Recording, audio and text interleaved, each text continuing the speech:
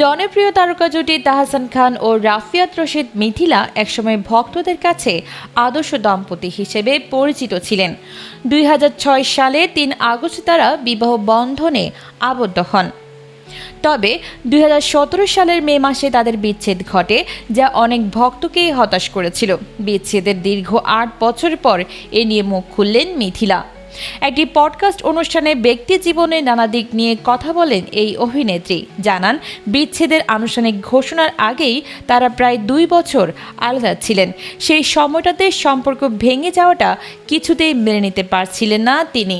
মিথিলা বলেন, তাহসানের সঙ্গে সেপারেশনের সময় ভাবতাম হয়তো সব ঠিক হয়ে যাবে, আবার একসাথে থাকবো, কিন্তু শেষ পর্যন্ত তা হয়নি। তিনি আরও বলেন, যে কোনো বিচ্ছেদ কিংবা সম্পর্ক ভাঙা খুব সহজ নয়, সেটা বন্ধুত্বই হোক কিংবা দাম্পত্য।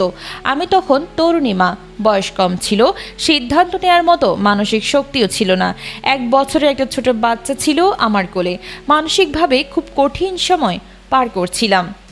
মিথিলা জানান, ২৩ বছর বয়স থেকে আমি জীবনকে একটা নির্দিষ্ট পথে ভাবতাম। হঠাৎ সব ওলটপালট হয়ে যায়। শ্বশুরবাড়ির মানুষদের সঙ্গে থেকেছি, তখন বুঝলাম এই জায়গাটা আমার ভবিষ্যৎ নয়। চাকরি করলেও নিজের গাড়ি ছিল না, অথচ অভ্যাস ছিল গাড়িতে চলাফেরা করার। আমার বাচ্চাও সেটাই অভ্যস্ত ছিল। নিজস্বতার প্রশ্নে মিথিলা বলেন, মেয়েদের আসলে নিজের বলে কিছু থাকে না। শ্বশুরবাড়ি, বাবার বাড়ি, থ্যাঙ্কফুলি এখন আমার নিজের একটা জায়গা আছে। মেয়েদের প্রথম প্রয়োজন অর্থনৈতিক স্বাধীনতা। এটা ছাড়া জীবনের গুরুত্বপূর্ণ সিদ্ধান্তগুলো নেওয়া অনেক কঠিন হয়ে যায়।